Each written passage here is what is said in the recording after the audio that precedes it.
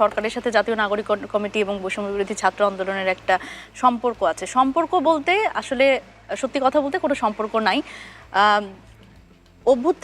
অভ্যুত্থানের আসলে তিনজন রিপ্রেজেন্টেটিভ, তারা হচ্ছে সরকারে গেছে এবং সরকারের সাথে জাতীয় নাগরিক কমিটি হিসেবে যদি আমি বলি তাহলে আমরা জাতীয় নাগরিক কমিটি সরকারের প্রেশার মানে সরকারের বিভিন্ন সিদ্ধান্ত, বিভিন্ন ধরনের যে সিদ্ধান্ত জনবিরোধী, আপনি বলছেন একটা প্রেশার গ্রুপ হিসেবে আপনারা কাজ করছেন, কিন্তু কতটা প্রেশার দিলেন? প্রেশার এটাই আমি আসছিলাম যে প্রেশার আসলে আমরা দিলেই যে প্রেশারটা কাজ করছে আমরা এমন দেখছি না আসলে, যে প্রেশার দিলেই যে কাজ হচ্ছে। যেমন আমরা এই ধরনের ঘটনা, যেমন আমরা কিছুদিন আগেও দেখলাম যে এক ধরনের একটা অস্থিতিশীলতা তৈরি করা হলো নারী ফুটবলারদের নিয়ে, সেই বিষয়ে আমরা প্রেস রিলিজ দিয়েছি এবং আমরা বলেছি যে আসলে একটা সুন্দর একটা পরিবেশ আসলে দরকার এবং বাংলাদেশের মানুষ একটা শান্তিপূর্ণ পরিবেশ চান। এবং এখন আজকে রাত 9টার দিকেও আমাদের মশাল মিছিল হয়েছে এই ধরনের চিন্তা আছেন, সেটা ঠিকই আছে, কিন্তু মাঠ তো অপরাধীদের দখলে। একটু আগের খবর, সেটা হচ্ছে আবরার হত্যা মামলার যে আসামি সেও তো পালিয়ে গেছে। তো একজন মৃত্যুদণ্ডপ্রাপ্ত আসামি সে কিভাবে পালিয়ে যায়? সুতরাং এখানে আমরা প্রেশার দিলেই যে প্রেশারটা সরকার নিচ্ছে বা সেটা যে খুব বেশি আমলে নেওয়া হচ্ছে এবং সরকার যে খুব বেশি আমাদের কথা শুনে কাজ করছে, ব্যাপারটা কিন্তু এখন আমি যদি আপনার আলোচনা থেকে মনিরা সাহেব, নিশ্চয়ই আমাদের অনেক বাস্তবতা আছে, সেটাকে সামনে ক্যানভাস বড় আকারে রেখেই যদি আপনি যে প্রসঙ্গটি বললেন সেটা দিয়েই যদি প্রশ্ন করি যে একটা আবরার হত্যার সাথে যিনি সরাসরি অভিযুক্ত এরকম একজন মৃত্যুদণ্ড প্রাপ্ত আসামি যখন পালিয়ে যায়, তাহলে এই বাক্য লইয়া জনগণ বা এই অভিযুক্ত পরিবার কার কাছে যাবে?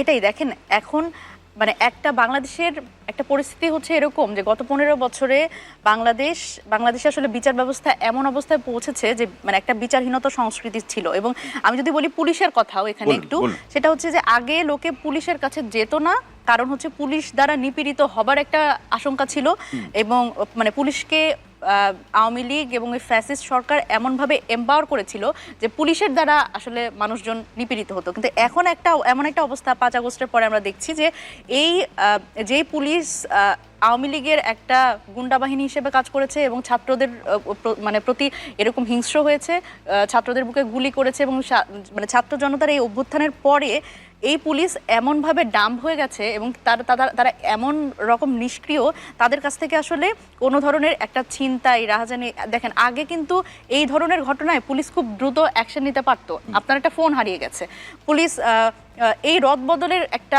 সমালোচনা আমি করতে চাই, সেটা হচ্ছে দেখেন আগের যেটা হতো সেটা হলো এই ধরনের ছোট সোর্সগুলো এখন ঠিকমতো কাজ করছে না, বাদও কি সোর্স আছে কিনা সেটা কি মনে হয় আপনার কাছে? সেখানেও আমাদের ঘাটতি আছে, আমার মনে হয় সেটাও আসলে আলোচনা আসছে। অপারেশন ডেভিল টার্ন শুরুর দিকে কিছু আলোচনা শুনেছি, এটা নিয়ে স্পষ্ট প্রশ্ন আছে, সেটি হচ্ছে যে এই যেদিন থেকে অপারেশনটি শুরু হলো আজকে পর্যন্ত প্রায় 10,000 বা 9,000 যদি আমরা বলি মানুষ, অভিযুক্ত ব্যক্তি গ্রেপ্তার হয়েছে। তাহলে এই সময় যে অপরাধগুলো হচ্ছে সেখানে 9,000 অভিযুক্ত ব্যক্তি বা ডেভিল গ্রেপ্তার হয়েছে, তাহলে যারা বাইরে আছে তারা কারা এবং যারা অপরাধ সৃষ্টি করছে এরা কোন ধরনের ডেভিল, নাকি ডেভিলের বাইরে এদের কোনো সংজ্ঞায়ন আছে? জি, ধন্যবাদ। এই যে 9,000 ধরছেন বা সামথিং, এর বাইরে কিন্তু রেগুলার অপারেশনেও আরও সমপরিমাণ লোক আটক হয়েছে। আপনি যদি দেশের 460-65টা উপজেলা ধরেন বা 500, তাতে কিন্তু পার ডেতে খুব বেশি না। এটা কিন্তু রেগুলার যে আমাদের যে রাউন্ড আপ তাতে এরকম হয়, কিন্তু এটা একটা স্পেশাল অপারেশনটার প্রেক্ষাপটটা আমি বলি যে গাজীপুরে যে ঘটনাটি ঘটলো সেই ঘটনার প্রেক্ষিতে হঠাৎ করেই ঘোষণা করা হলো যে অপারেশন ডেভিল হান্ট শুরু হয়ে গেছে এবং সেখানে এই অপারেশনটা ছিল আসলে একটি এই স্টুডেন্টদের খুশি করার একটি অপারেশন। আমি আজকে বলি, কারণ একটি অপারেশন শুরু করার জন্য যে ধরনের প্রস্তুতি, সত্যিকার অর্থে তালিকা, সত্যিকার অর্থে যে ধরনের গোয়েন্দা তৎপরতা দরকার, সেই ধরনের খুশি করার এবং আপনি এই ধরনের আপনি খেয়াল করবেন, আমরা অপারেশন ক্লিন হার্টও কিন্তু দেখেছি, আপনার মনে আছে এই দেশে অপারেশন হয়েছে। এই ধরনের অপারেশনে যে ধরনের অস্ত্র উদ্ধার হয় আপনি দেখবেন, প্রথম দিন গাজীপুরে যখন অপারেশনটি শুরু হয়, পরের দিন আমি গাজীপুরের এসপি সাহেবকে জিজ্ঞেস করেছিলাম যে কে উদ্ধার করেছেন, পরে দেখবেন বলছে রড উদ্ধার করেছি। আমি বললাম আর একটু হাসুয়া উদ্ধার করেছি। এখনো কিন্তু আরেকটি কি হাসুয়া ওই যে ঘাস কাটে তাতে হাসুয়া। তো রড কতগুলো, 1 বান্ডেল রড তার উদ্ধার করেছে। অর্থাৎ রড, হাসুয়া, আপনি এখনো যদি এই যে উদ্ধারের তালিকা দেখেন তো রড, হাসুয়া, কোদাল এবং এই ধরনের ছুরি, চাকু, তাহলে এখনো যে বিপুল একটা বড় অংশ 1,000-1,500 অস্ত্র যেগুলো লুট হয়েছিল সেগুলো কিন্তু উদ্ধার হচ্ছে না। আপনি খেয়াল করেন নাম্বার সেকেন্ড, আপনি জানেন এর আগে অস্ত্র উদ্ধারের জন্য একটা অভিযান নির্দিষ্ট সেই করে অভিযানে সব পরিচালিত- অস্ত্র উদ্ধার হয়নি হয়নি। হয়নি। এবং এই অস্ত্রের কোথায় নাম্বার ওয়ান। এরপরে হচ্ছে যে আপনি ক্রিমিনালদের, আমি ক্রাইম রিপোর্টার হিসেবে এখনো এখানকার ভ্যাটান ক্রিমিনালদের চিনি। আপনি যে যাদেরকে জামিন দিয়ে বাজারে ছেড়ে দিলেন, আপনি সুইডেন আসলাম, প্রকাশ, বিকাশ, আপনার ইমন, তো এরা তো মার্কেটে প্লেয়ার। আপনি ডু ইউ নো তাদেরকে, এই যে ক্রিমিনাল গ্যাং লিডাররা স্টিল অ্যালাইভ এবং দেয়ার অ্যাক্টিভ, তাদেরকে একজন ধরেছে। আপনি বাংলাদেশটা তো অনেক জনসংখ্যার দেশ, কিন্তু বাংলাদেশটা ছোট, এখানে চেইনগুলো আমাদের জানা। এখন আমি আপনাকে বলি, এখন হচ্ছে এই যে উপদেষ্টা পরিষদে বসে আছে, তারা সবাই এই গণ অভ্যুত্থানের চেতনাকে ধারণ করে কিনা? না, করে না। আমি স্ট্রেট বললাম, করে না। এদেরকে আপনি কতজন করে না, কারো নাম শুনতে চাই না, সংখ্যাটা বলতে আমি পারবেন? বলছি কি, এদেরকে বিভিন্ন জায়গা থেকে আপনি ধরে এনে পছন্দ মতো বসিয়ে দিয়েছেন। তো ওই শুরুতেই আমি বলছি যে এই রকম লোক দরকার। আমি তো এই সরকার গঠনকেই অপোজ করেছিলাম শুরুতে, যে বিপ্লবী সরকার গঠন করা উচিত ছিল। আমি আবারও সেই কথাটা বলি, কেন পরিবেশ চেঞ্জ হয়ে গেছে। আজকে বলতে আমি সাহস পাবো কিনা, আমি বলতাম সেই বিপ্লবী সরকার মানিক মিয়া এভিনিউতে শপথ নেবে, সেনাপ্রধান সেখানে গিয়ে স্যালুট দেবে, আর এখানে হলো উল্টোটা। তাহলে কে সরকার গঠন করেছে? সেনাপ্রধান, কিছু লোক সরকার গঠন করেছে। এখানে আপনি চেতনার সরকার কোথায় দেখলেন?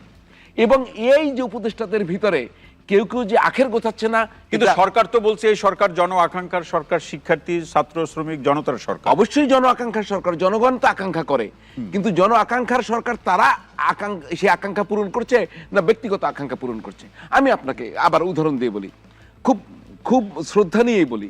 আমাদের ওয়াহিদুদ্দিন মাহমুদ স্যার, আমার তো ডাইরেক্ট টিচার, ঢাকা ইউনিভার্সিটিতে ফার্স্ট ইয়ার ওনাকে পড়েছি। আপনি দেখছেন যে এই যে জাহাঙ্গীর সাহেব, এখানে আরো একটু প্রশ্নটি রাখি, যে আমাদের যাদেরকে আমরা চিনি, অর্থাৎ আমাদের কর্মকাণ্ডের সূত্র ধরে আগে কোনো দায়িত্ব পাওয়ার আগে যেভাবে চিনি, দায়িত্বে গেলে কি ওই দায়িত্বের চেয়ারটার কারিশমা এরকম আছে যে মানুষটাকে পরিবর্তন করে দেয়? সম্পর্কে ধারণা রাখে এমন ব্যক্তিত্ব আনা যেত। বাংলাদেশে সেটা কি নাই? অবশ্যই আছে। সাখাওয়াত সাহেবের সুবিধা ছিল কি, তিনি পুলিশ অ্যাডমিনিস্ট্রেশনে না থাকলেও তিনি নির্বাচন কমিশনার ছিলেন। সুতরাং অ্যাডমিনিস্ট্রেটিভ একটা সিভিল অ্যাডমিনিস্ট্রেশনের একটি জায়গা তার তৈরি হয়েছিল। এটা কিন্তু আরো ছিল। মানে আপনি কি স্বরাষ্ট্র সচিব অথবা আইজিপি 15 বছর আগে কেউ হয় নাই? না, সব আইজিপি 15 বছর হয়ে গেছে। তো তারা এক্স আছে না? নুরুল হুদা সাহেবের মতো লোক ছিল না? তিনি আওয়ামী লীগের সরকারের সময় ওই আমলে ছিলেন, অর্থাৎ ওই যে আপনার 90-এর গণঅভ্যুত্থানের মধ্যে বিএনপি, তারপর নুরুল হুদা। কিন্তু এরকম দক্ষ লোক আছে আপনার মিনিমাম। এগুলো হচ্ছে কি, আমি যদি পছন্দের লোকজন নিয়ে করে, আপনি ইনুস সাহেবের সেই বিখ্যাত সাক্ষাৎকার, যেটাকে আমি বলি এই যাবৎকালে নেওয়া সেরা সাক্ষাৎকার, যেটা নুরুল কবির ভাই নিয়েছে, তো বলেছে আপনি উপদেশটা কাকে উপদেশ দেন? তো আমি তো জানি না। বলছে আপনার উপদেশটা তো তাদের কত মার্ক দেবেন? পারে না তো। আমিও তো পারি না। দেখলে মনে হবে, শুনলে মনে হবে যে খুব সরল কথা, সেটি 6 মাসের মাথায় যে যখন বলবেন সরল না, এটি গরল কথা। সেটি গরল কথা। হারুন রশিদ, অসংখ্য ধন্যবাদ। অধ্যাপক ডক্টর রেজওয়ানা করিম সিনিকদা, এটি কতটা গরল সরকারের পক্ষ থেকে পারা না পারার এই প্রসঙ্গ, সেটি একটি প্রশ্ন যেটা হারুন ভাই যেখানে শেষ করলেন। আমার পক্ষ থেকে প্রশ্ন হলো, আপনার কাছে বাস্তবতা দেখে মনে হচ্ছে কিনা যে পুলিশের একটি অংশ বা নীতি নির্ধারণের পর্যায় থেকে একটি অংশ প্রত্যক্ষ বা অপ্রত্যক্ষভাবে অপরাধীদের সাথে একটি কম্প্রোমাইজ হচ্ছে, একটা সমঝোতা হচ্ছে? আচ্ছা, না আমি আসলে শতভাগ একমত হব হারুন ভাইয়ের সাথে। গরলের থেকে খুব গুরুত্বপূর্ণ, দেখেন আমাদের সকলের চাওয়া হচ্ছে এখন, হে মহান রাষ্ট্র আপনি আবির্ভূত হন।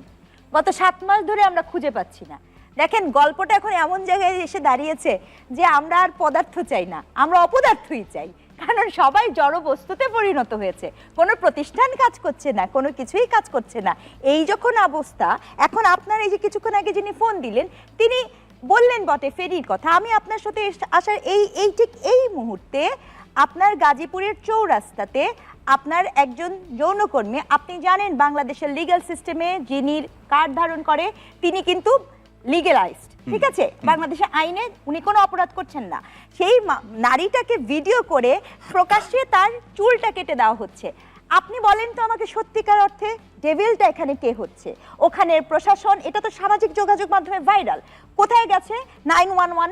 কোথায় গেছে আমাদের পেট্রোল বাহিনী, যে পেট্রোল বাহিনী খুব নাকি আজকে রাত থেকে অ্যাক্টিভ হবে? তাহলে এই ঘটনাটা ঘটলো কি করে? এই প্রশ্নটা তো আপনাকে চোখে আঙুল দিয়ে দেখিয়ে দেয়। তাহলে কি আমি এটা বুঝবো যে আপনি আপনার দেশের লাইন বোঝেন না, অথবা আপনি আপনার দেশের আইন বোঝেন না, অথবা এই যে একটা পপুলিজমের চর্চা করছেন, কাকে খুশি করতে চাচ্ছেন আপনি? জনগণকে, না কোনো সুনির্দিষ্ট মতাদর্শের মানুষকে নাকি কোনো পার্টিকুলার পার্টিকে? জি। খুশিটা আসলে কাকে করতে চাচ্ছেন? সকল গোড়ার গলতটা ঠিক ওই জায়গাতে। অভ্যুত্থানের সরকার হওয়ার কথা ছিল জনগণের সরকার, জনগণের মূল্যবোধের তো সরকার সেটা মুখে বলছে। কিন্তু সেটা হওয়ার কথা ছিল। আপনাকে একটা কথা আমি 47 এর পরে বাংলাদেশের জন্ম সকল সময় অধিকারের জন্য হয়েছে, কিন্তু কোনো মতাদর্শের জন্য বাংলাদেশ জন্ম নেয়নি। আপনি 52 বলেন, 71 বলেন, 90 বলেন, 2024 বলেন, প্রত্যেকবার জনগণ রাস্তায় নেমেছে তার অধিকারের জন্য, কোনো মতাদর্শকে প্রতিস্থাপিত করার জন্য, কোনো সংস্কৃতিকে প্রতিস্থাপিত করার জন্য, অথবা কোনো দলকে বসানোর জন্য কখনোই এদেশের মানুষ কিন্তু বসে নাই। এই সহজ সরল আমাদের রাজনৈতিক ইতিহাসের গল্পটা কি এই জনবান্ধবের সরকার, গণ অভ্যুত্থানের সরকার জানেন না? উনারা আসলে জানেনটা কি আমাকে বলেন তো। বাংলাদেশ তো একটা কৃষি মন্ত্রণালয়, আপনারা তো এখানে অনেক গুরুত্বপূর্ণ, বাংলাদেশে নিশ্চয়ই কৃষি একটা গুরুত্বপূর্ণ মন্ত্রণালয়, স্বরাষ্ট্র একটা গুরুত্বপূর্ণ মন্ত্রণালয়। আমাকে বলেন